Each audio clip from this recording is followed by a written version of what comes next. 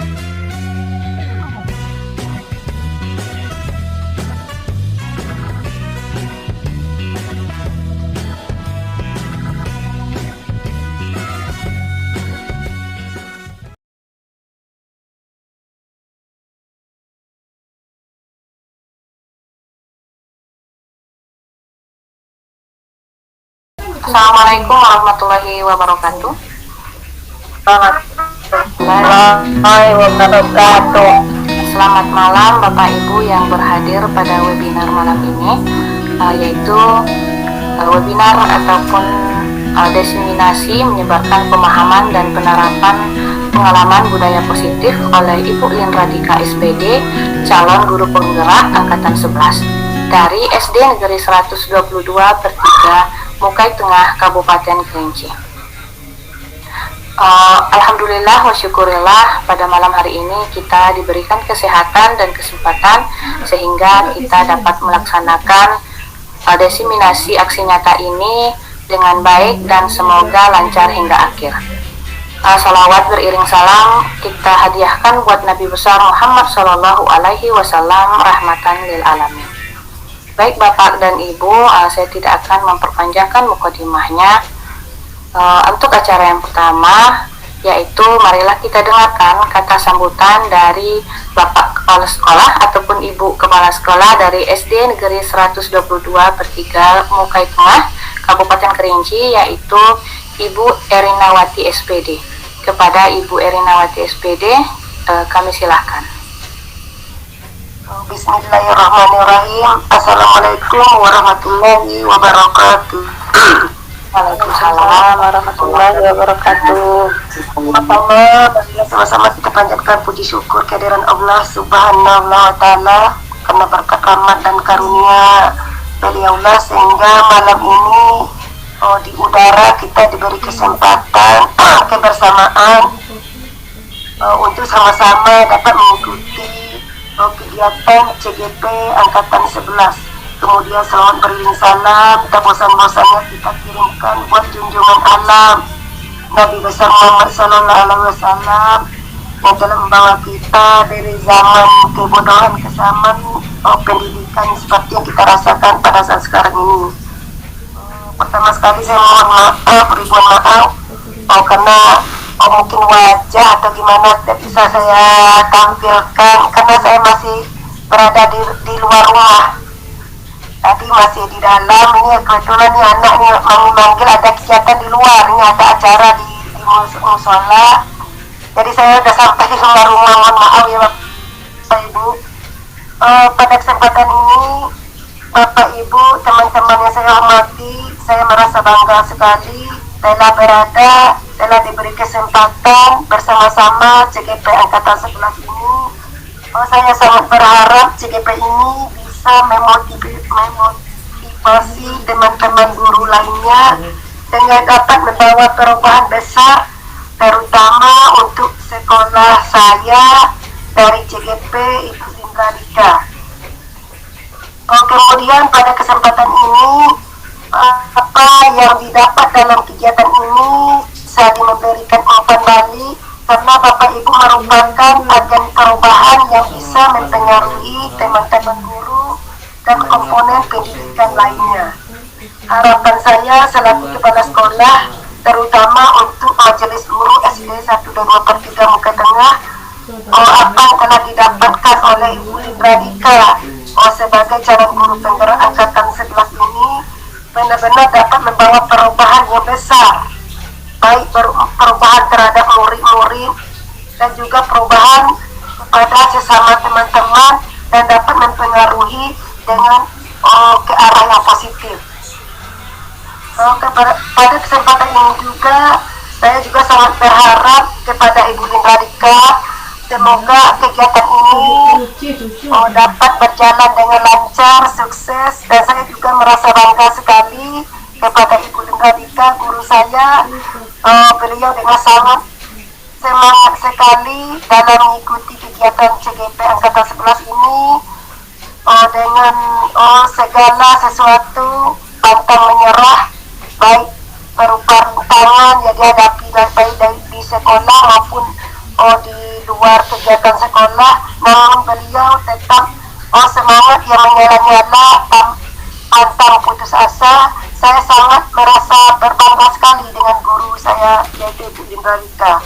Mudah-mudahan dengan paparan saya yang sedikit ini bermanfaat untuk kita semua, terutama sangat bermanfaat untuk majelis guru saya SD 122/3 Muka Tengah. Semoga untuk kedepannya bisa menjadi motivasi, pedoman, dan dapat mencontoh kegiatan positif yang dilaksanakan oleh CGP Angkatan 11. Demikianlah paparan saya ini. Mungkin banyak terdapat kekurangan, kesalahan. Saya mohon maaf kepada kita semua. Akhiri dengan wabillahi taufiq walhidayah. Wassalamualaikum warahmatullahi wabarakatuh. Waalaikumsalam warahmatullahi wabarakatuh. Ya, terima kasih Ibu Erinawati. Demikian tadi telah memberikan sambutan ataupun arahan kepada Ibu Lindradika dan kita semuanya. Tampak mendukung sekali ya dengan kegiatan-kegiatan CGP ini, yaitu khususnya Ibu Lindradika. Semoga Ibu Lin tambah bersemangat. Baiklah Bapak dan Ibu, kita saksikan pemaparan diseminasi aksi nyata dari Ibu Lindradika. Kepada Ibu Lindradika kami persilakan. Ya, bismillahirrahmanirrahim. Assalamualaikum warahmatullahi wabarakatuh. Terima kasih atas semua kerjasama kita pada malam hari ini. Saya sangat mengapresiasi semua yang sudah kita lakukan pada malam ini, sehingga terselenggaranya kegiatan diseminasi untuk menyebarkan pemahaman dan penerapan pengalaman budaya positif. Sebelumnya saya juga terima kasih kepada Ibu Kepala Sekolah tadi yang sudah memberikan kata sambutan sebagai penghantar untuk kegiatan pada malam hari ini. Semoga harapan dan doa kita semua dapat terwujud hendaknya, dan kita tetap bersemangat dalam situasi dan keadaan bagaimanapun, tetap konsisten dan juga tetap solid, terutama dalam hal kerjasama sebagai pemenuhan tugas untuk CGP kita ini. Baiklah, saya langsung kepada kegiatan kita pada malam hari ini, yaitu menyebarkan pemahaman dan penerapan pengalaman budaya positif sebagai tugas aksi nyata diseminasi dalam bentuk video, karena terkendala kita untuk mengadakan secara luring, jadi kita adakan secara daring, tapi tidak mengurangi hikmat dan keseriusan kita semua untuk menyelesaikannya sehingga tercapai secara maksimal. Langsung saja, adapun tolong Bu Rizka, Bu Ina, oke, kita lewati. Mungkin speaking ini akan kita ganti karena kita kemarin rencananya dalam bentuk luring, jadi sekarang kita ganti supaya kita mengetes untuk fokus. Kita lewati yang ini, speakingnya saya ganti dengan uji fokus. Uji fokus maksudnya saya ada satu lagu yang sering kita nyanyikan pada waktu masa kecil dulu, lagu Tik Tik Bunyi Hujan. Nah, saya di sini mau mengajak Bapak Ibu semua untuk menguji apakah kita semua di sini masih konsentrasi, masih fokus atau tidak, karena memang sudah malam ya. Belum terpengaruh juga untuk persiapan kegiatan besok hari. Begini aturan mainnya, splitting kita. Lagu Tik Tik Bunyi Hujan itu seperti biasa. Boleh kita semua buka speakernya, dibuka supaya kita sama-sama bersuara. Kita sama-sama nyanyikan lagu Tik Tik Bunyi Hujan dulu. Masih ingat apa tidak Bapak Ibu? Boleh ya? Oke, boleh ya. 1, Ya, Bu. 2, 3. Tik tik Tik tik bunyi yang penting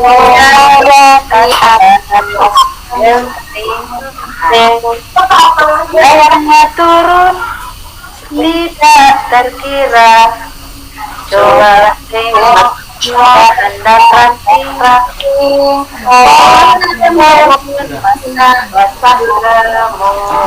ingat ya?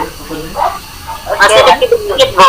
Sekarang gini, saya mau menguji apakah kita semua masih konsentrasi atau tidak. Kata benda yang di dalam lagu Tik-Tik Bunyi Hujan tadi, tolong kita ganti dengan kata anu. Kita semua sudah tahu dong kata benda yang mana saja yang dalam lagu Tik-Tik Bunyi Hujan, yang mana saja. Yang kata benda tersebut ganti dengan kata anu, tapi nyanyi tetap bisa. Tik tik tik bunyi. Apa lagi yang kata bendanya? Bisa Ibu? Bapak Ibu? Bisa. Nah, boleh saya minta yang pertama Bu Anita, tampaknya bersemangat sekali ini. Kita tolong nyanyikan lagu Tik-Tik Bunyi Hujan, tapi kata bendanya diganti dengan kata anu. Tapi Kita bisa membuktikan Bu Anita lebih bisa fokus atau tidak nih dengan kegiatan kita. bisa. Ya. Lagunya kurang hafal, Bu. Lagunya masih tetap Tik-Tik Bunyi Hujan, Bu. Ya, Bu. Nggak apa lagunya, Bu. Cuma dikit-dikit. Iya. Silakan Bu Anita nyanyi Tik-Tik Bunyi Hujan yang tadi itu. Tik-tik bunyi hujan di atas anu. Berarti Bu Anita kurang bisa fokus ini. Kata bendanya Bu, kata benda yang di dalam lagu itu tadi Tik-Tik Bunyi Hujan ganti dengan kata anu. Semua kata-kata benda yang ada di dalam lagu Tik-Tik Bunyi Hujan itu. Coba yang lain dulu lah, Bu. Nah ya boleh. Siapa yang bisa fokus, yang masih fokus nih coba. Lia. Oke, ada? Ibu Lia, ada Ibu Lia. Iya, oke. Silakan Bu.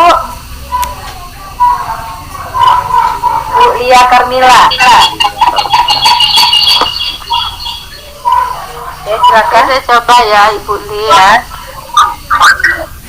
Tik tik tik bunyi anu di atas anu. Oke. Gitu boleh? Iya, terus lanjut. Ya kata bendanya Anunya turun tidak terkira. Cobalah tengok anu dan anu. Anu dan anu. Lanjut bawahnya. Tik tik tik bunyi anu baga beranu. Saya dengarkan tidaklah jenuh. Anu dan anu semua sunyi. Tidak seorang berani lalu. Tik tik tik bunyi anu di atas anu. Terima kasih Bu Lia. Oke, terima kasih Bu Lia Karmila. Tampaknya masih bersemangat ya Bu Lia ya. Oke, terima kasih. Saya apresiasi masih bisa ikut kegiatan ini dengan fokus yang luar biasa. Lanjut, kita selesaikan breakingnya ya Bu ya. Kita lewat. Tolong Bu Ina. Oke, budaya positif. Budaya positif terutama di sekolah yaitu nilai dan kebiasaan di sekolah yang berpihak pada murid agar mereka dapat berkembang menjadi pribadi yang kritis, penuh hormat dan bertanggung jawab sesuai dengan profil pelajar Pancasila. Di sini dimaksudkan bahwa budaya positif ini merupakan sebuah kegiatan, artinya sebuah boleh dikatakan sebagai bentuk intervensi positif untuk sebuah perubahan terhadap sikap dan perilaku peserta didik. yang acuannya nanti kepada profil pelajar Pancasila, sehingga apa yang murid seperti apa yang kita kehendaki kita bisa mewujudkannya melalui pembiasaan-pembiasaan yang bernilai positif, agar semua kegiatan yang terkait dengan pembiasaan tersebut bisa menjadi sebuah cara atau teknik kita untuk membentuk kepribadian peserta didik kita. Lanjut.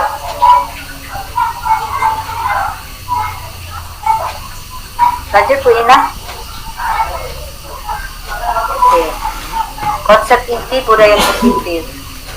Adapun konsep inti budaya positif di sini adalah perubahan paradigma belajar. Artinya paradigma belajar tersebut yang mana pada waktu-waktu yang telah lalu di kurikulum sebelum ini ada beberapa perubahan yang dimana dalam konsep penerapan atau teknik yang pelaksanaannya itu agak sedikit berbeda.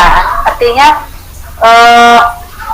cara dan kegiatannya pun sedikit bergeser dari yang biasa kita lakukan dengan cara yang harus kita lakukan pada zaman sekarang sesuai dengan konteks alam dari peserta didik dan juga sesuai dengan konteks zamannya.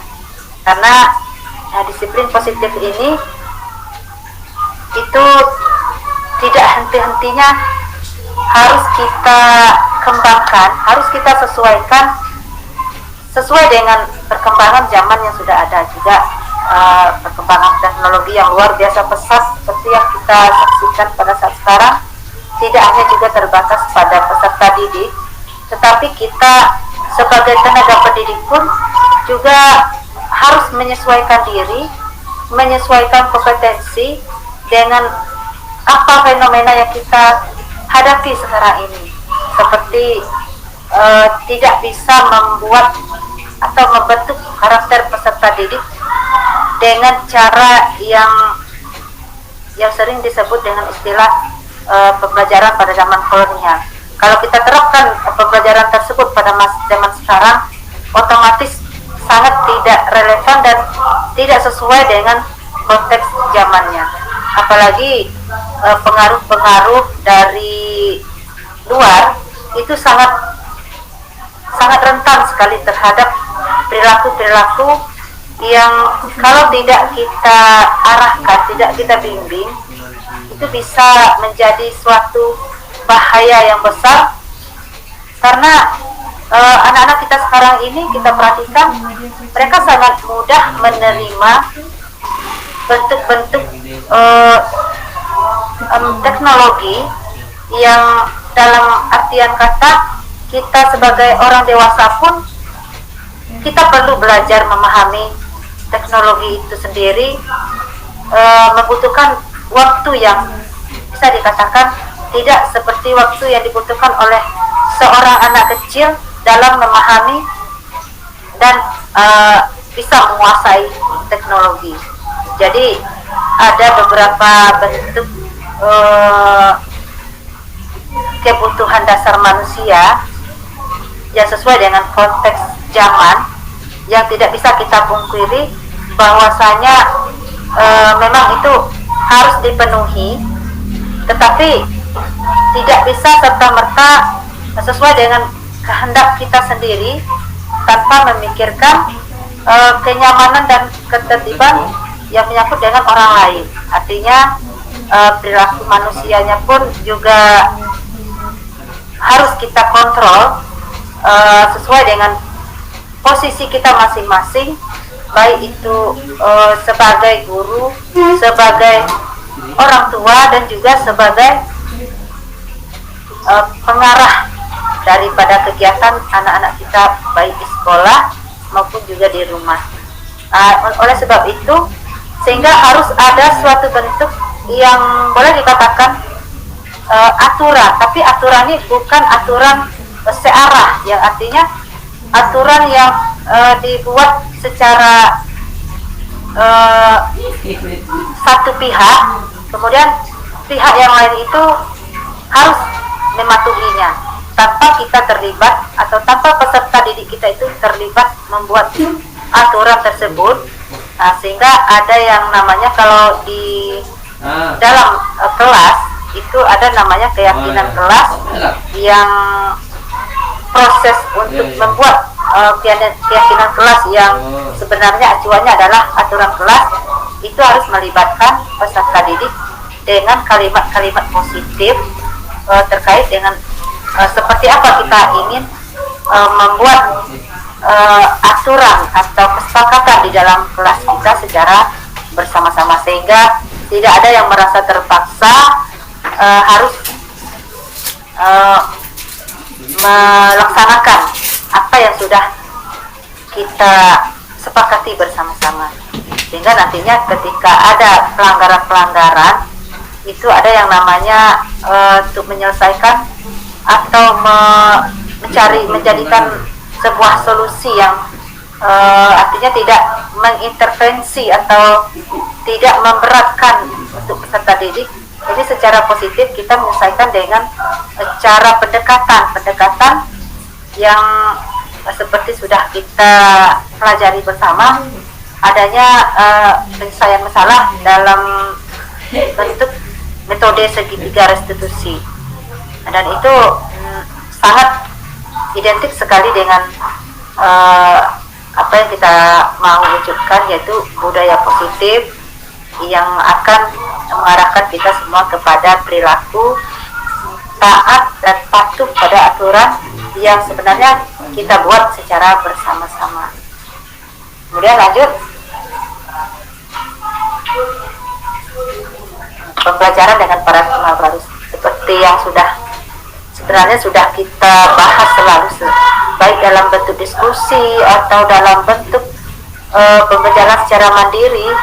Itu sebenarnya kita sudah terus belajar terus untuk memahami apa itu pembelajaran dengan paradigma baru, kemana arahnya, dasar dan acuannya, kemudian bentuk pelaksanaannya seperti apa, dan juga istilah-istilah yang digunakan dalam paradigma baru tersebut, sehingga kita semua bisa tahu dan paham dimensi-dimensi apa saja yang akan kita capai, yang akan peserta didik kita ini akan kita giring untuk bisa mencapai yang namanya peserta didik yang berkarakter, karakter yang terdapat dalam 6 dimensi profil pelajar Pancasila, sehingga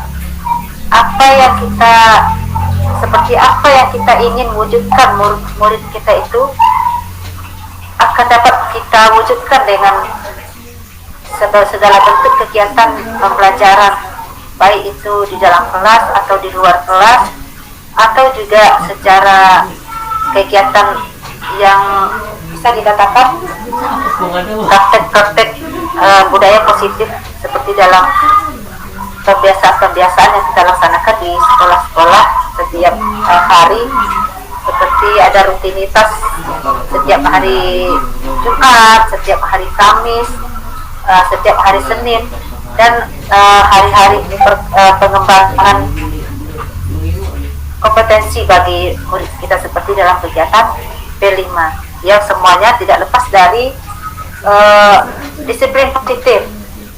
Dimanapun dimensi-dimensi yang ingin kita wujudkan itu tidak terlepas dari apa yang ingin kita masukkan ke dalam budaya positif tersebut. Kemudian lanjut,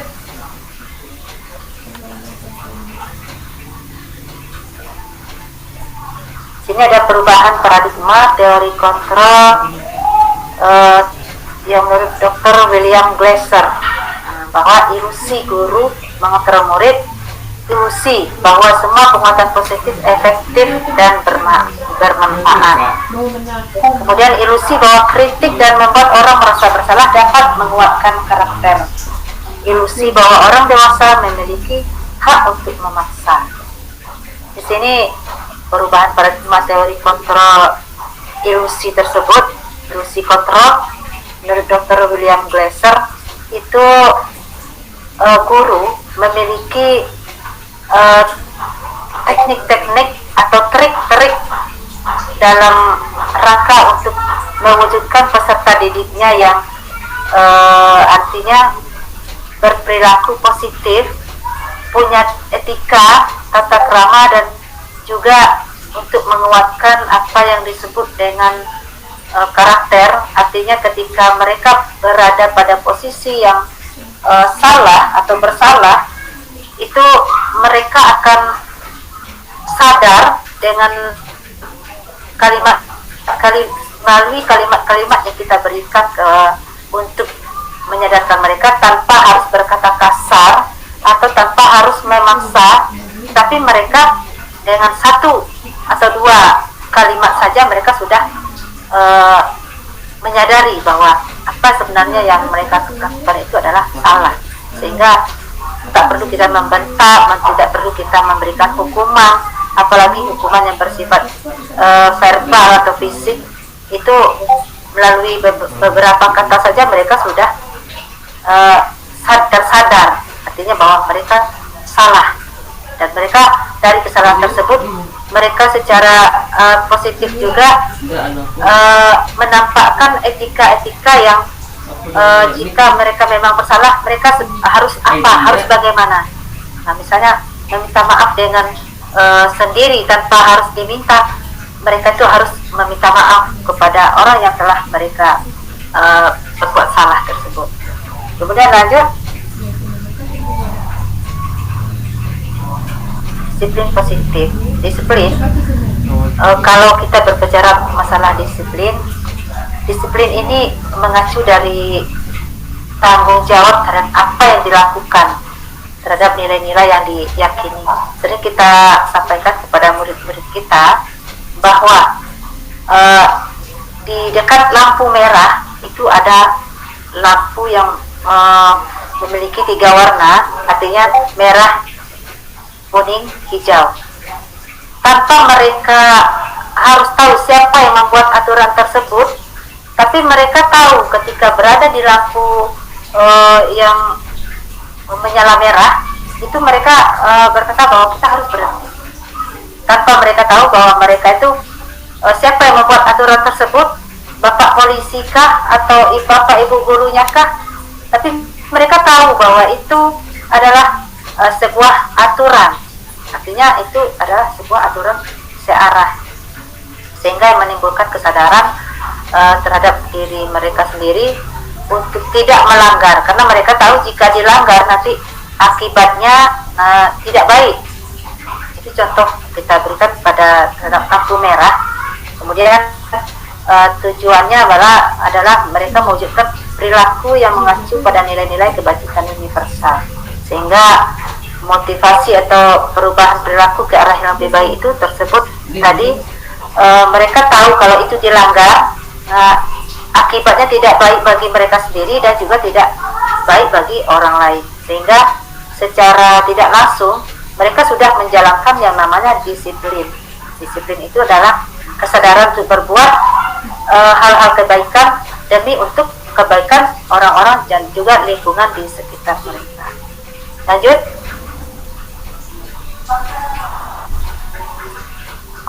Tadi berbicara nilai-nilai kebajikan, nilai positif yang disepakati bersama. Artinya nilai positif yang disepakati bersama, nilai positif yang terdiri dari kalimat-kalimat positif yang tidak mengintervensi, tetapi mampu mengarahkan peserta didik kita tersebut kepada hal-hal yang bernilai baik. Artinya mereka akan sadar dengan tanpa harus kita buat di depan kalimatnya itu ada kata dilarang atau jangan, tetapi membuat kalimat positif, misalnya di sebuah ruangan tidak dilarang merokok. Kalau dulu kan sering kita temui kalimat dilarang merokok. Kalau sekarang itu kalimat dilarang merokok itu sering diganti dengan ruangan bebas asap rokok. Walaupun tidak dibuat kata jangan atau dibuat kata tidak boleh, tetapi orang-orang itu tahu, malah sadar secara apa, kalau menurut saya sadar secara sendirinya tanpa harus diperintahkan oleh orang lain. Mereka tahu bahwa oh, di ruangan ini ternyata tidak boleh merokok. Walaupun tidak ada kata tidak boleh merokok, tidak ada kata dilarang merokok, tetapi ruangan ini bebas asap rokok. Orang-orang pasti sudah tahu di situ tidak boleh merokok. Tapi kalimat atau nilai-nilai kebajikan yang tertera di sana sudah merupakan nilai etika yang luar biasa. Dari kalimat pernyataan itu mereka tahu bahwa itu sebuah larangan, bahwa di sana tuh ada tercantum sebuah larangan, artinya tidak boleh merokok, tapi kalimatnya ruangan ini bebas asap rokok. Mungkin seperti itu yang dimaksud dengan nilai-nilai kebajikan. Lanjut.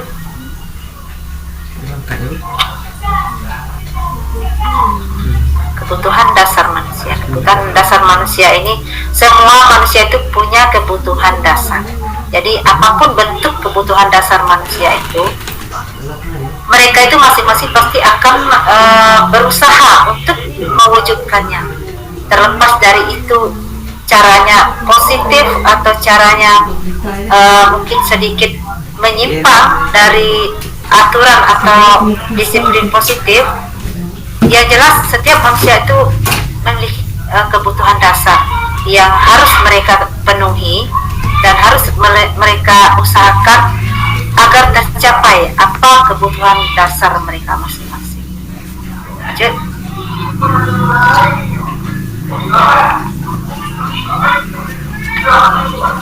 Dari 5 kebutuhan dasar manusia tersebut, ada 5 kebutuhan dasar manusia yang dicantumkan atau secara tertulis. Yang pertama yaitu bertahan hidup, yang jelasnya berarti kalau manusia kalau masih hidup pasti punya kebutuhan, kecuali manusia yang sudah tidak bernapas atau tidak bernyawa lagi, artinya tidak ada kebutuhan lain-lain lagi. Bisa berupa makanan, pakaian, tempat tinggal, keamanan, kesehatan, atau juga kesenangan. Jadi dengan cara apapun mereka pasti akan memenuhi kebutuhan dasar yang utama, yaitu untuk bertahan hidup. Setelah bertahan hidup, ada rasa yang harus juga mereka penuhi, artinya tidak hanya cukup makanan, pakaian, tempat tinggal, atau keamanan dan kesehatan semata, tapi ada kebutuhan yang boleh dikatakan dengan sekundernya lagi. Mereka butuh kasih sayang dan rasa diterima. Kemudian ada kebutuhan dasar dalam bentuk penguasaan, yang ini merasanya dirinya dianggap ada, bisa menguasai, baik itu dalam artian sekelompok kecil maupun kelompok besar. Dan juga ada kebutuhan akan kebebasan yang tidak diintervensi, tidak adanya tekanan, boleh bebas melakukan apa saja yang mereka mau, dan mereka bebas ingin mengendalikan kemana arah yang akan mereka tuju. Dan juga ada kebutuhan dasar yang bentuknya kesenangan tadi, misalnya kesenangan atau hobi, boleh itu tertawa, menyanyi, olahraga, humor, bermain, atau berkumpul dengan kelompok-kelompok yang ada di lingkungan mereka. Itu ada 5 kebutuhan dasar. Lanjut.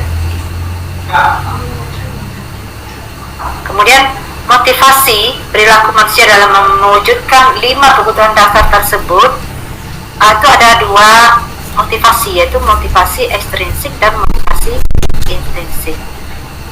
Untuk menghindari motivasi ekstrinsik adalah untuk menghindari ketidaknyamanan hukuman, kemudian untuk mendapatkan imbalan atau penghargaan dari orang lain. Itu perilaku manusia dalam memenuhi 5 kebutuhan dasar tersebut itu kadang-kadang harus melanggar, artinya harus melanggar hak orang lain, sehingga terwujud uh, kebutuhan dasarnya yang harus dipenuhinya, tetapi mengorbankan pihak lain, yang arti kata mungkin ada yang dirugikan. Kemudian selain itu ada juga motivasi intrinsik, yaitu untuk menjadi orang yang mereka inginkan dan menghargai diri sendiri dengan nilai-nilai yang mereka percaya. Artinya menurut mereka benar. Nah, tapi sementara dalam kebenaran yang mereka anggap benar tersebut ada kebenaran lain yang ternyata secara tidak sadar mereka langgar juga. Mereka merasa diri mereka benar tanpa menghargai hak-hak orang lain yang juga mungkin punya kekuatan juga untuk dibenarkan dan juga untuk mendapatkan pengakuan bahwa mereka itu masing-masing itu merasa benar. Nah, jadi di sini ada dua motivasi perilaku manusia tersebut dalam memenuhi kebutuhan dasarnya, yaitu motivasi ekstrinsik dan motivasi intrinsik.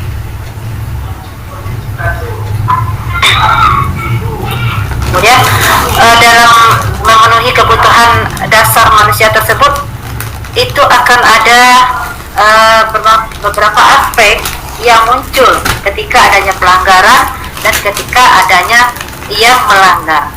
Kemudian ada yang disebut dengan hukuman, yaitu tidak terencana atau tiba-tiba. Kemudian murid tidak tahu apa yang akan terjadi atau tidak dilibatkan. Kemudian bersifat satu arah. Artinya hukuman ini bisa jadi ketika melanggar suatu aturan atau suatu kesepakatan, bisa jadi pihak yang artinya yang berkuasa, kalau di sekolah itu boleh dikatakan karena kita sebagai guru itu memiliki kewenangan dan kekuasaan, artinya untuk mendisiplinkan anak-anak. Jadi ketika mereka melanggar, ada yang bentuk hukumannya bersifat satu arah, tidak memberikan kesempatan untuk peserta didik baik itu untuk membela diri atau untuk memperbaiki. Artinya sifatnya satu arah, tidak ada toleransi atau tidak ada nego-nego. Jadi mau tidak mau jalankan, itu yang disebut dengan hukuman. Kemudian kalau konsekuensi itu terencana atau disepakati sesuai aturan. Ketika ada yang melanggar, mereka diajak secara artinya berdamai. Dalam perdamaian tersebut sikap guru itu dibuat seperti ada sebuah perundingan damai, ada toleransi dan ada kesepakatan yang dibuat antara yang melanggar dengan yang pemberi hukuman. Nanti tidak satu arah, tidak diktator. Kemudian penyelesaian yang lain itu ada dalam bentuk restitusi. Artinya prosesnya menciptakan kondisi bagi murid untuk memperbaiki kesalahan. Ada sebentuk pengarahan ketika murid bersalah, kemudian diberikan beberapa pilihan atau solusi sebagai bentuk sebagai bentuk cara untuk mewujudkan mereka untuk menyadari kesalahannya sehingga merubah kesalahan tersebut dengan kesepakatan yang dibuat dalam mencari solusi, sehingga di sini terjadi adanya kolaborasi antara si pembuat pelanggaran atau dalam hal ini peserta didik yang melanggar dengan guru, baik itu guru kelas ataupun guru-guru piket yang ada di sekolah. Lanjut. Dalam memenuhi kebutuhan dasar manusia tersebut ada yang namanya identitas gagal dan identitas sukses. Yang termasuk di identitas gagal di sini itu dalam bentuk hukuman yang seperti saya jelaskan tadi, itu membuat anak-anak itu tidak nyaman. Artinya walaupun mereka memang bersalah, jadi hukuman tersebut membuat mereka juga merasa membuat kesalahan, tapi mereka semakin terpojok karena diberikan hukuman bisa jadi dalam bentuk verbal atau lebih dipermalukan lagi, artinya mungkin di depan anak-anak yang lain atau dengan sepengetahuan teman-temannya yang lain ketika dia melanggar diberi hukuman. Artinya di sini disebut dengan identitas gagal. Artinya hukumannya itu sepihak, searah, hanya diberikan oleh guru, mau tidak mau dilaksanakan karena dia sudah berbuat salah. Kemudian yang kedua ada identitas sukses, yaitu termasuk ke dalam disiplin. Yang dua aspek tadi yang konsekuensi dan restitusi itu ada di identitas sukses, yang mana bahwa konsekuensi tersebut sesuatu yang harus terjadi, kemudian tidak nyaman untuk murid atau anak untuk jangka waktu pendek, dan juga korban bisa diabaikan, murid atau anak dibuat tidak nyaman. Itu ada kesepakatan, maksudnya di situ ada hal yang harus mereka lakukan. Nah, kemudian ada restitusi, diberikan pilihan untuk menguatkan atau menyadarkan anak-anak agar memiliki perubahan perilaku dari kesalahan-kesalahan yang mereka buat sebelumnya, sehingga korban, yang di sini korban artinya mendapatkan, boleh dikatakan yang satunya disalahkan, yang satunya dianggap benar. Kemudian murid atau anak yang mendapatkan penguatan itu adalah anak-anak yang bersalah atau melakukan kesalahan, itu mendapatkan penguatan agar untuk kedepannya tidak melakukan atau membuat kesalahan yang sama dengan yang mereka lakukan pada saat itu.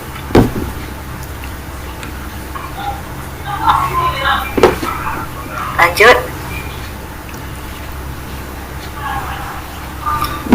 Kemudian perbedaan dari hukuman, konsekuensi, dan restitusi. Kalau hukuman, murid disuruh berdiri di depan kelas misalnya, atau di seterap.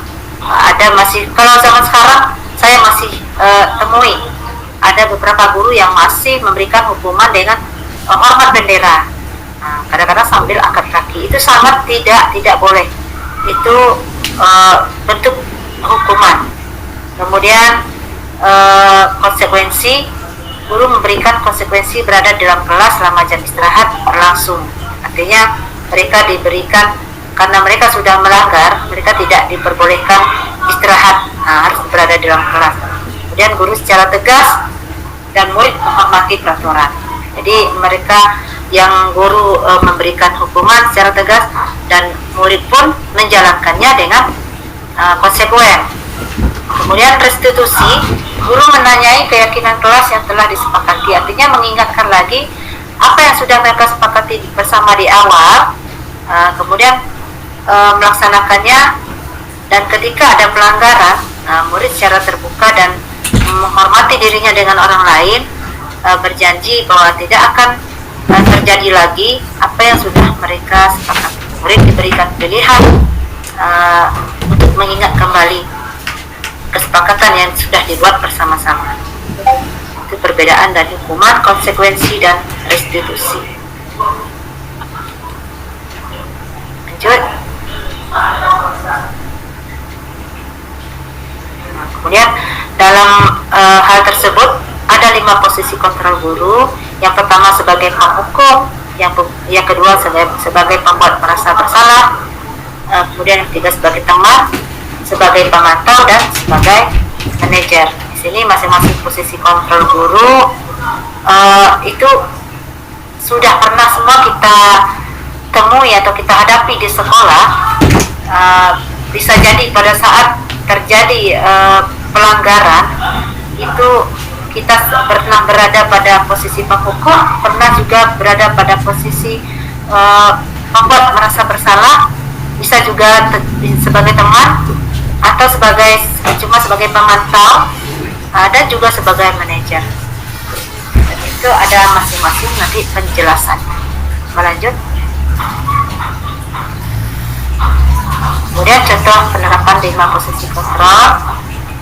Kasus siswa tidak memakai atribut lengkap pada saat upacara bendera. Di sini posisi sebagai penghukum, yang melanggar disuruh hormat pada bendera selama 1 jam.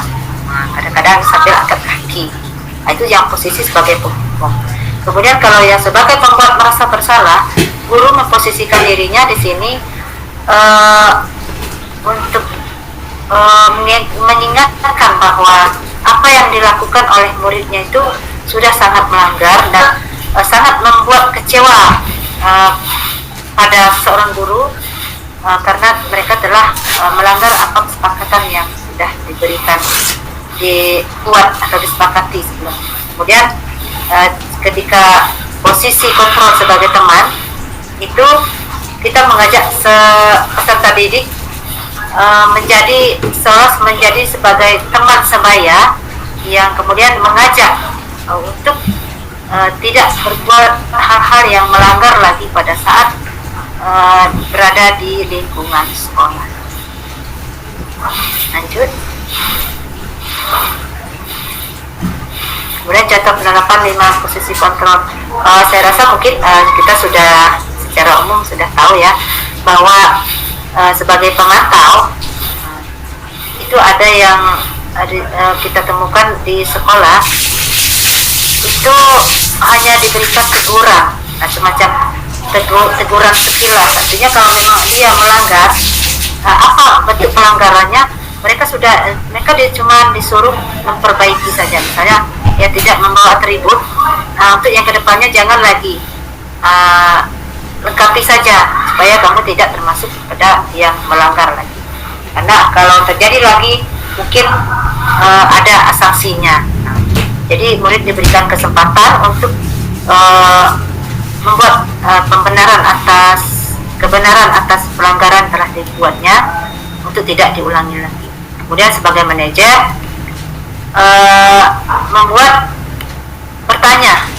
pertanyaan kepada murid, apakah nanti kamu akan melakukan kesalahan, apakah kamu tahu bahwa kamu sudah melakukan kesalahan, atau bagaimana cara kamu agar kesalahan tersebut tidak diulang lagi, dan bagaimana cara memperbaiki kesalahan tersebut.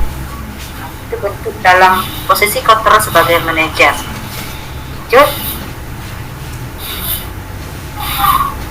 Sini perilaku kontrol negatif, ada yang namanya perilaku kontrol negatif, perilaku kontrol positif, dan kontrol diri. Yang perilaku kontrol negatif di sini adalah posisi kontrol sebagai penghukum dan membuat merasa bersalah. Kemudian perilaku kontrol positif itu sebagai teman dan pemantau. Kemudian sebagai pelaku kontrol diri itu sebagai manajer. Artinya di sini guru melakukan sebagai penghukum itu menghardik, menunjuk atau membentak atau menyakiti dan menyindir, itu sudah merupakan perlakuan secara hukuman verbal ya. Kemudian sebagai pembuat merasa bersalah, guru ini berceramah, menunjukkan bahwa dia kecewa terhadap perilaku yang dilakukan oleh murid. Kemudian di perilaku kontrol positif sebagai teman dan pemantau, di sini guru membuat alasan-alasan untuk murid-muridnya. Kemudian menghitung dan mengukur apa yang mereka lakukan, kemudian sejauh mana pelanggaran yang mereka buat, dengan pertanyaan-pertanyaan, apa peraturannya, apa konsekuensinya, apa yang telah kamu lakukan, dan apa yang terjadi sekarang ketika sebuah pelanggaran dilakukan oleh peserta didik. Kalau sebagai teman, itu guru akan berkata bahwa lakukan demi bapak atau ibu, ya sudah, nanti bapak ibu bantu bereskan. Artinya di sini berperilaku sebagai teman sebaya, itu tidak menghukum, tapi mendampingi, memberikan penguatan kepada peserta didik. Kemudian sebagai manajer, guru akan berkata bahwa apa yang kita yakini, apa yang sudah kita buat di kesepakatan di awal, kemudian bagaimana nanti konsekuensinya ketika kesepakatan kemarin itu kita buat, bagaimana kita memperbaikinya, dan kalau tidak diperbaiki, apa jadinya kalau hal itu dilakukan berulang-ulang. Artinya di sini guru selalu mengingatkan tentang kesepakatan yang sudah dibuat di awal. Lanjut. Mungkin kalau dijelaskan sudah saya jelaskan tadi, mungkin itu sebagai contoh kecil. Mungkin bisa dilanjut lagi, dilewati. Masih dengan materi yang sama. Lanjut. Contoh penerapan 5 posisi kontrol. Ini ada kasus narik rapat datang ke sekolah. Apakah ini akan kita tayangkan lagi atau kita lanjut ke pembahasan? Karena videonya sudah. Lanjut, Bu. Lanjut. Oke. Lanjut. Kemudian di posisi kontrol apakah kita sebagai guru jika terjadi kesalahan atau yang dilakukan oleh murid, kita berada di posisi kontrol yang mana? Apakah dengan perkataan saya kecewa sekali dengan kamu, atau saya sangat sedih dengan apa yang kamu lakukan? Artinya jawabannya itu membuat si pembuat itu merasa bersalah. Kita sering temui kalau kita artinya marah bukan dalam arti menghardik, saya dengan kalimat yang lemah lembut itu malah akan membuat murid lebih merasa tertampar dibandingkan kalau kita di posisi kontrol sebagai penghukum, membentak, menghardik atau berteriak dengan keras, itu malah makin membuat peserta didik kita semakin menjadi, boleh dikatakan, melawan. Kadang-kadang memang dia tidak mengucapkan, dari ucapan dia melawan, tapi dari perilaku dan dari gerak-gerik tubuhnya kita tahu bahwa mereka itu semakin tidak senang dengan apa yang kita lakukan. Jadi posisi kontrol seperti ini adalah membuat merasa bersalah. Ya, kita memposisikan diri dengan kalimat-kalimat yang lemah lembut tetapi membuat murid merasa tertampar. Terus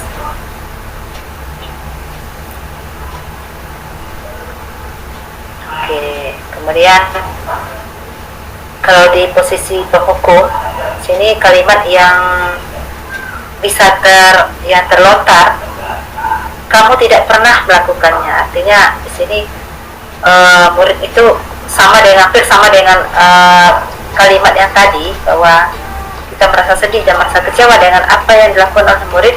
Di sini kita dengan mengungkapkan kalimat bahwa kamu tidak pernah benar melakukannya. Artinya kita menghukum dengan kalimat itu juga bukan dalam bentuk hardikan, tapi kalimat yang tajam, bahwa kita memvonis peserta didik kita mereka tidak pernah benar melakukannya. Artinya mereka selalu salah di mata kita. Artinya murid secara mental itu sudah terhukum sebenarnya dengan kalimat yang kita ucapkan, bahwa mereka itu tidak pernah benar. Artinya mereka selama ini selalu salah di mata kita. Jadi mereka, murid itu merasa terhukum walaupun dengan hanya sebaris kalimat, tetapi kalimat yang menyudutkan mereka. Lanjut.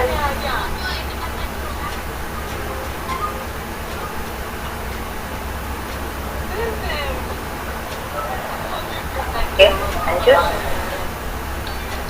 Kemudian di sini yang sebagai manajer, jawaban sebagai manajer.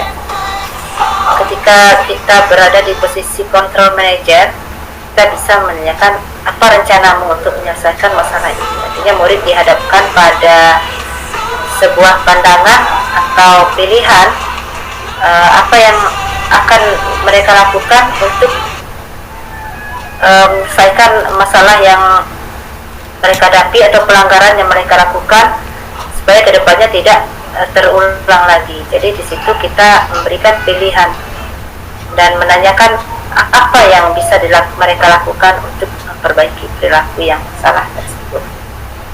Lanjut. Kemudian di posisi kontrol apakah aku, jawabannya ada yang teman. Sini kita sebagai berperilaku sebagai teman sebayanya. kalimatnya bisa dalam bentuk kalimat yang sedikit membujuk atau menguatkan sesama teman. Ayolah, lakukan demi bapak atau ibu ya. Artinya murid di sini merasa nyaman atau merasa sangat terbantu untuk memberikan penguatan dalam perasaannya. Artinya tidak semakin merasa tersudut. Artinya dia dengan sadar nanti akan melakukan hal-hal yang karena dia menghormati atau menghargai sikap kita terhadap mereka akan menjadi segan, tidak berbalik marah atau mendendam, tetapi mereka merasa bahwa mereka sebagai teman kita. Jadi mereka merasa mau berubah karena mereka malu dengan apa yang kita lakukan terhadap mereka, tidak marah tetapi membujuk dan memberikan pandangan. Lanjut. Kemudian posisi kontrol terakhir yaitu pemantau. Kamu tidak pernah mendapat nilai jika tidak mengerjakan tugas. Artinya kita sekedar memberitahukan mereka bahwa apa yang mereka lakukan itu salah. Paling hanya nanti diberikan masukan atau saran supaya mereka merubah. Kalau mereka tidak mengerjakan tugas, untuk lain kali tolong kerjakan tugasnya supaya tidak dihukum atau tidak mendapatkan hukuman. Lanjut.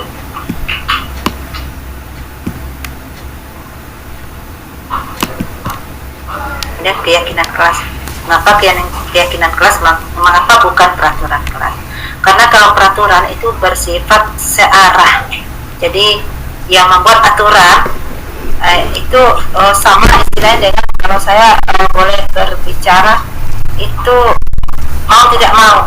Artinya penekanan atau keharusan, tidak memberikan pilihan atau tidak ada di kalimat positifnya. Kalau keyakinan kelas itu dibuat bersama-sama, tidak bersifat searah. Artinya apa yang ingin kita wujudkan, seperti apa impian atau suasana yang ingin kita wujudkan, kita buat secara bersama-sama dengan mengumpulkan ide-ide dari seluruh peserta kelas. Jadi tidak hanya dibuat oleh guru, tetapi juga diyakini oleh bersama-sama seluruh peserta kelas untuk dijadikan sebuah acuan terlaksananya suasana kelas yang tertib. Nanti mereka tidak merasa diintervensi. Lanjut.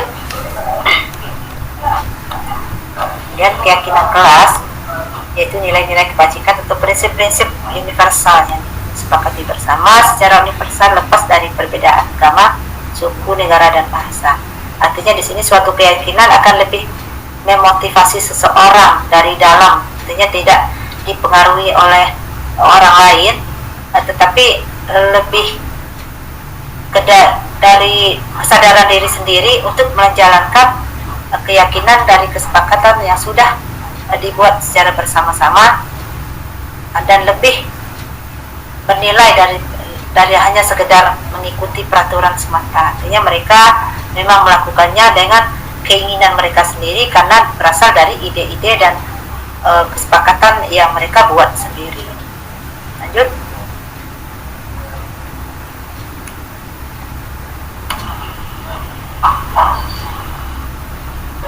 Prosedur pembentukan keyakinan sekolah atau kelas mungkin sudah sama-sama kita ketahui. Berkolaborasi dengan peserta didik itu akan lebih membuat sebuah keyakinan kelas itu menjadi lebih bermakna bagi mereka dan mereka akan melaksanakannya dengan penuh kesadaran tanpa paksaan dan menyadari bahwa sebuah konsekuensi itu jika dilanggar itu yang menerima akibatnya adalah semua peserta kelas mereka juga. Artinya bukan kelas lain yang dirugikan, tapi mereka sendiri yang akan dirugikan dan jika terjadi pelanggaran tersebut. Lanjut. keyakinan kelas. Prosedur yang keduanya itu mencatat, mengumpulkan ide-ide dari peserta didik, apa-apa saja yang mereka mau untuk sebagai poin-poin keyakinan kelas mereka. Kemudian mencatat dan mengumpulkan seluruh ide-ide tersebut, boleh di dalam bentuk dikumpulkan, ditempelkan, atau dibacakan satu persatu ke depan kelas. Kemudian mereka menyepakati jika ada yang sama, jadikan satu poin. Kemudian kalimat-kalimatnya lebih diarahkan oleh guru supaya tidak terkesan bahwa intervensinya terlalu terasa, atau dengan yang saya pertama tadi bilang, tidak perlu mencantumkan kalimat larangan atau tidak di awal kalimat, tetapi lebih pada sebuah pernyataan positif. Lanjut. Setelah itu disusun dari ide-ide tersebut, setelah disusun menjadi kalimat-kalimat positif, lalu dibuat di papan atau di kertas yang dibuat sekreatif mungkin secara bersama-sama, kemudian menempelkannya di dinding kelas sehingga bisa dibaca oleh peserta didik, dan sekaligus mengingatkan mereka di setiap hari. Jadi secara tidak langsung mereka akan selalu mematuhi walaupun tidak diperintahkan setiap hari oleh guru, tapi mereka sudah ingat bahwa mereka sendiri yang membuat keyakinan kelas tersebut. Jadi kemudian warga sekolah untuk menemukan nilai kebajikan peraturan tersebut, kemudian ditinjau bersama-sama. Kemudian setelah selesai, warga kelas silakan meninjau ulang, menyetujui dan menandatangani. Artinya secara bersama-sama nanti dibacakan oleh guru di depan kelas. Kalau sudah cocok dan pas, ditandatangani oleh guru wali kelas dan ditempelkan di dinding kelas. Lanjut. Keyakinan kelas boleh dibuat sekreatif mungkin, kemudian dipajang boleh, supaya memperindah dan menambah suasana kelas menjadi semakin menyenangkan dan pembelajaran di kelas semakin menyenangkan, sehingga pembelajaran juga tertib dan menyenangkan. Lanjut. Pembentukan keyakinan kelas bersifat abstrak, boleh dari pernyataan universal dari masing-masing murid dengan kalimat dan pernyataan positif, simpel, sederhana, tidak berbelit-belit, dan semua warga kelas itu dilibatkan. Masing-masing murid nanti membuat satu keyakinan kelas yang diinginkannya. Jika ada yang sama nanti bisa dijadikan satu poin dan dibuat dalam bentuk pernyataan positif. Lanjut. Kemudian ada segitiga restitusi yang sudah dijelaskan tadi, suatu proses dialog yang dijalankan oleh guru agar dapat menghasilkan murid yang mandiri dan bertanggung jawab. Lanjut. Kemudian ada dari hal tersebut ada menstabilkan identitas yang berdasarkan prinsip membuat kesalahan adalah bagian dari proses pembelajaran. Itu adalah dalam menstabilkan identitas itu adalah dalam proses membuat keyakinan kelas. Itu mungkin tidak perlu saya jelaskan secara per poin karena secara umum tadi sudah saya jelaskan dalam proses pemaparan tadi. Lanjut.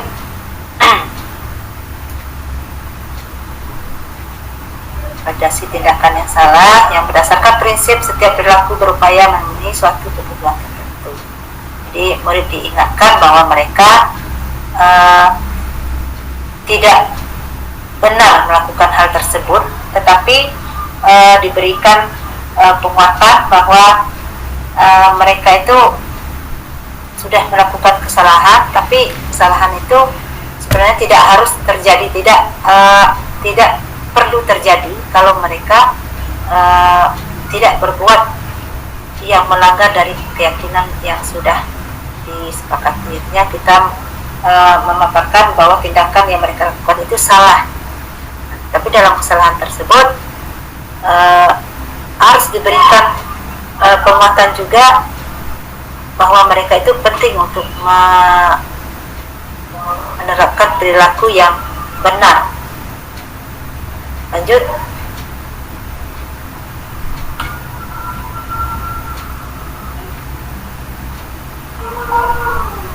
Lanjut,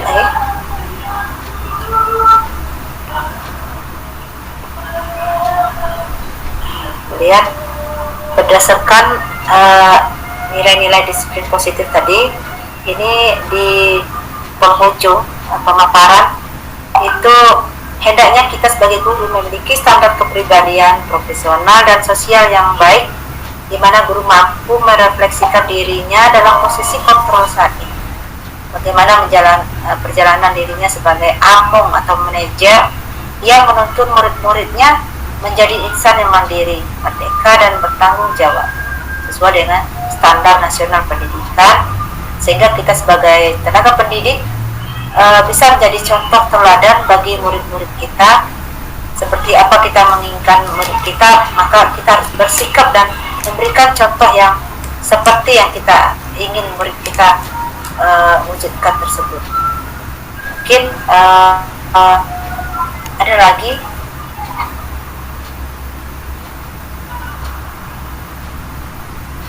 Lanjut.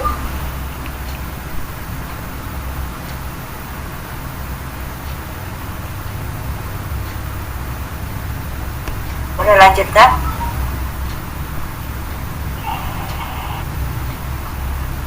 Ada masalah? Oke, kena ini terakhir ya, penutup. Mungkin itu pemaparan saya pada kesempatan kali ini dalam kegiatan diseminasi aksi nyata disiplin positif. Terima kasih atas perhatian dan kerjasama kita semua. Mungkin ada yang salah atau yang kurang dalam penyampaian saya, mohon dimaafkan. Akhir kata saya akhiri dengan wabillahi taufiq wal hidayah. Assalamualaikum warahmatullahi wabarakatuh. Waalaikumsalam. Terima kasih atas kerjasamanya.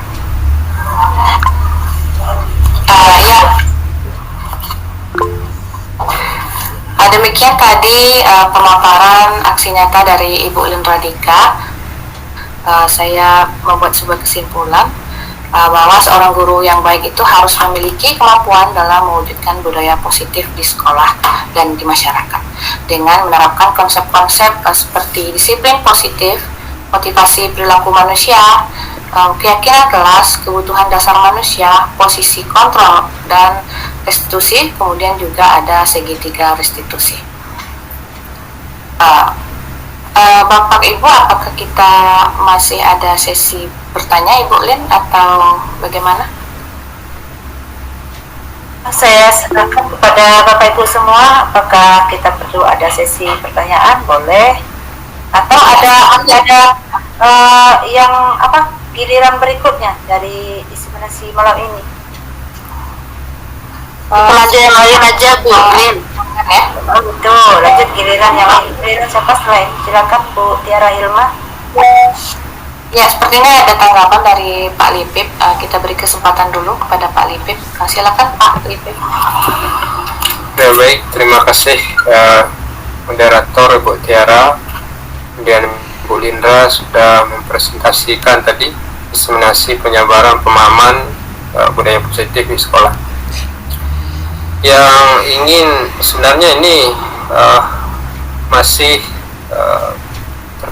terbesit di pikiran saya itu masalah keyakinan kelas. Mungkin Bapak Ibu Ibu CGP yang lain tahu ya, bisa menanggapi nanti tentang masalah ini, yaitu masalah pembuatan keyakinan kelas. Saya ada sedikit yang mengganjal di sini.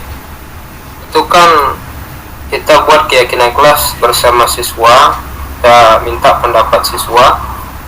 Nanti siswa akan menulis hal apa, nilai-nilai keyakinan yang menurut mereka bertanggung jawab untuk melaksanakannya. Kemudian nanti seandainya siswa itu tidak melaksanakan keyakinan kelas itu yang sudah dibuat bersama atau dilanggarnya, apakah kita harus membuat konsekuensi atau tidak, atau bagaimana? Jadi apakah kita restitusi atau dalam pembuatan keyakinan kelas itu kita buat konsekuensi atau bagaimana? Ibu mungkin ada yang lebih memahami hal itu. Sedemikian Ibu Tiara.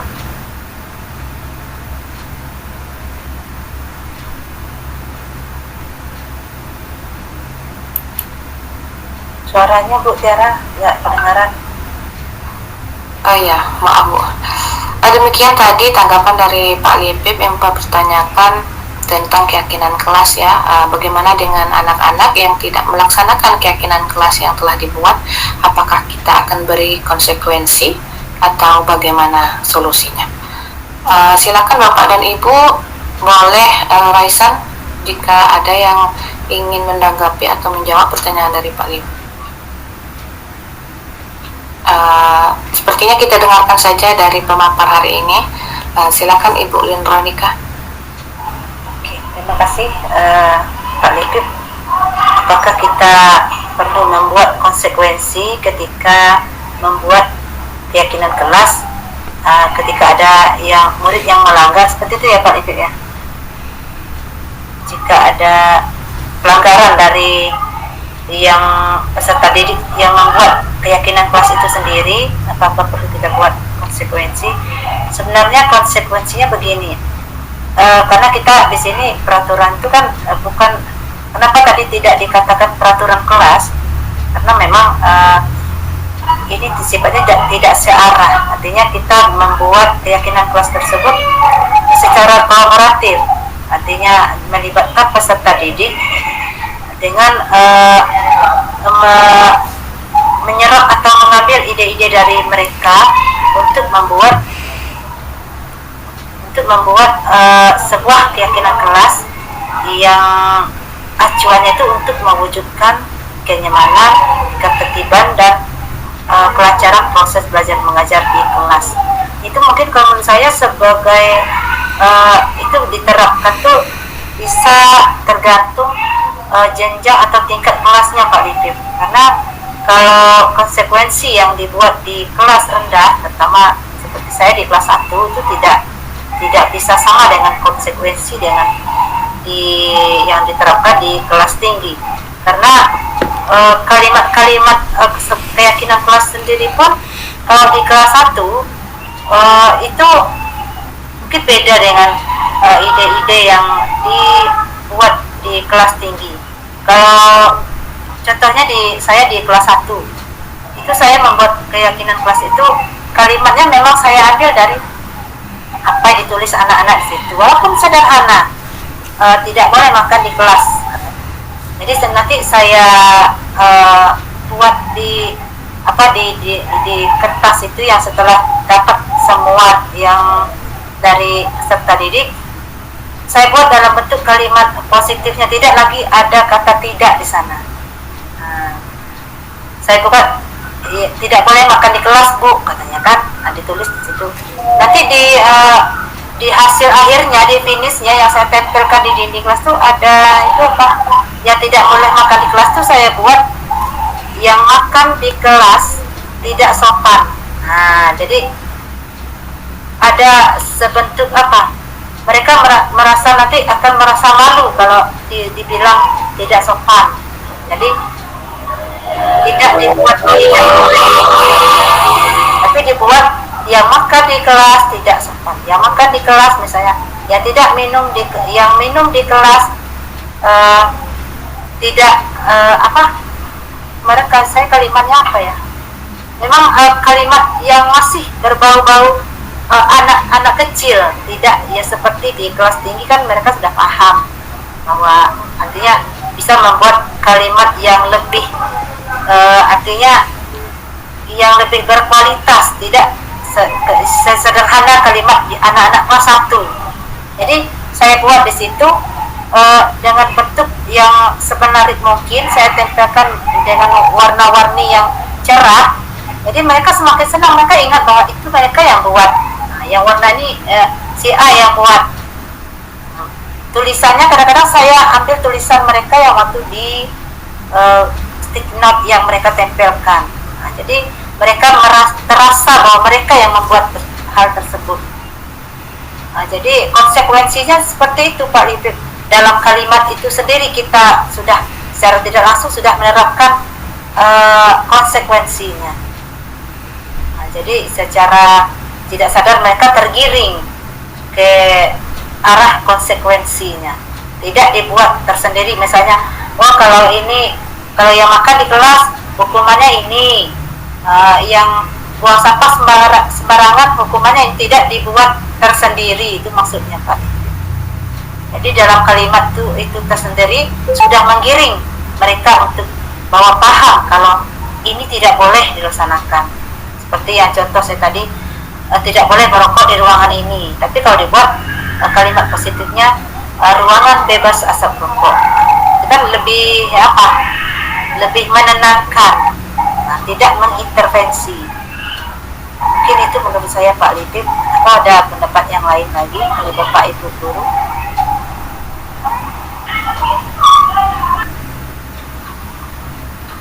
Ya, mungkin ada lagi Bapak Ibu yang ingin memberikan tanggapan.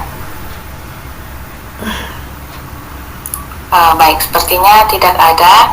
Saya akan sedikit menyimpulkan dan sedikit memberikan tambahan dari pertanyaan dari Bapak Lipip itu tadi, bagaimana dengan anak yang tidak melaksanakan keyakinan kelas yang dibuatnya.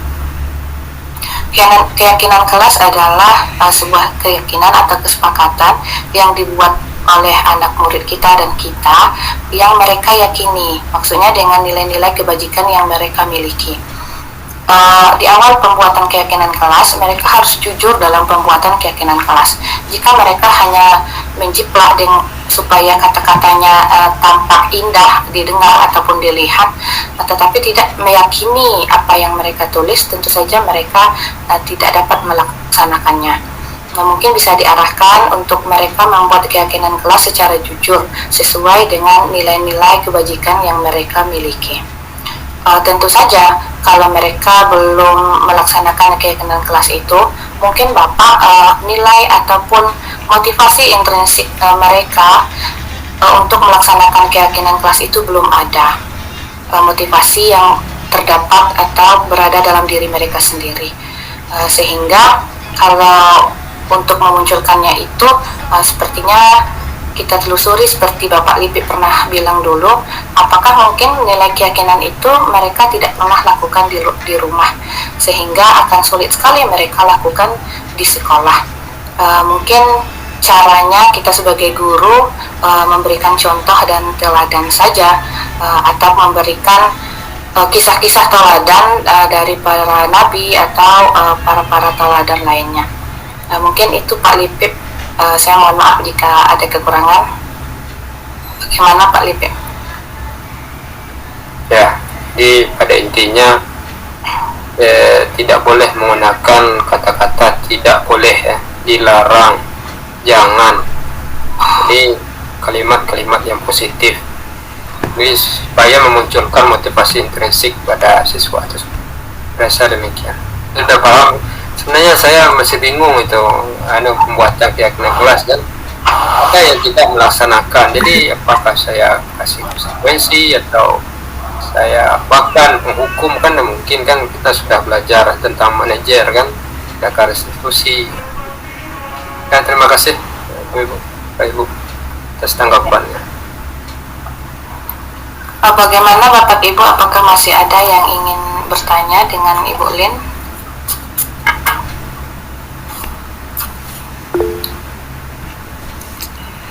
Ya, silakan Ibu Anita ya. Maaf Bu, salah tekan tadi, menekan jempol. Oh, oke. Siap. Sepertinya sudah tidak ada lagi yang ingin bertanya.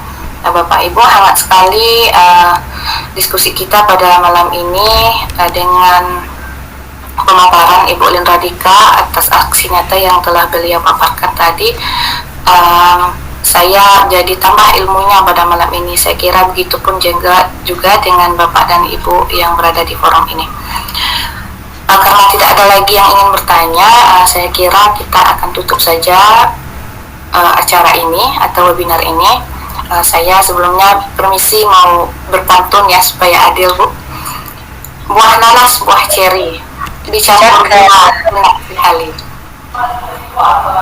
Nah, cukup sekian pertemuan ini. Semoga berjumpa lagi di lain hari. Billahi bisabilil haq, astagfirul khairat. Wassalamualaikum warahmatullahi wabarakatuh. Waalaikumsalam warahmatullahi wabarakatuh.